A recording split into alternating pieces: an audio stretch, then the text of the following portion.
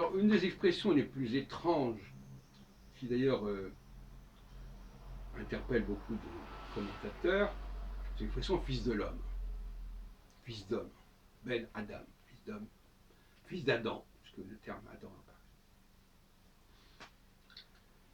Et chez Daniel, il n'a pas du tout le même statut, l'expression n'a pas du tout le même statut que chez les prophètes comme Ézéchiel.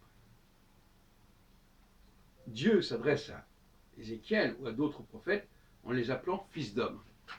Donc, fils d'homme, c'est pas réservé à Jésus, parce qu'il y a aussi l'utilisation de fils d'homme dans les évangiles. Voyez-vous, donc entre Daniel, les évangiles, Ézéchiel, bon, alors le mot revient. Mais est-ce qu'il a le même sens?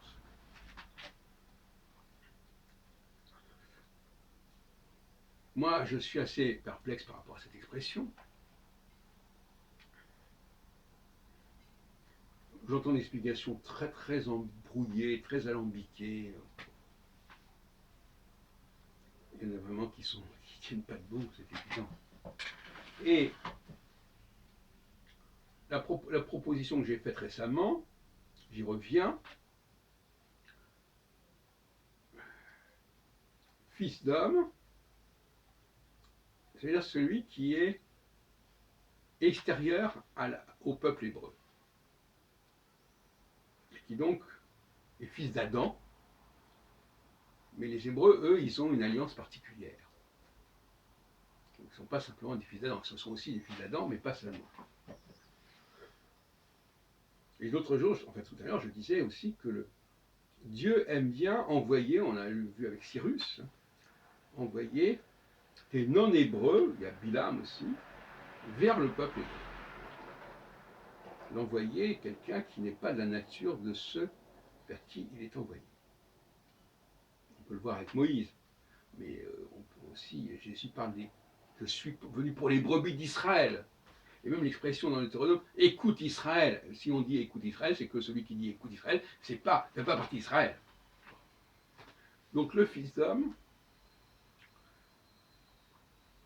c'est tout simplement une personne que Dieu choisit,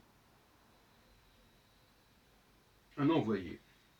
En ce sens, Mahomet, Mohammed, est un fils d'homme. Fils d'homme, ça veut dire tu es fils d'Adam, mais tu n'es pas hébreu. Voilà comment je le comprends.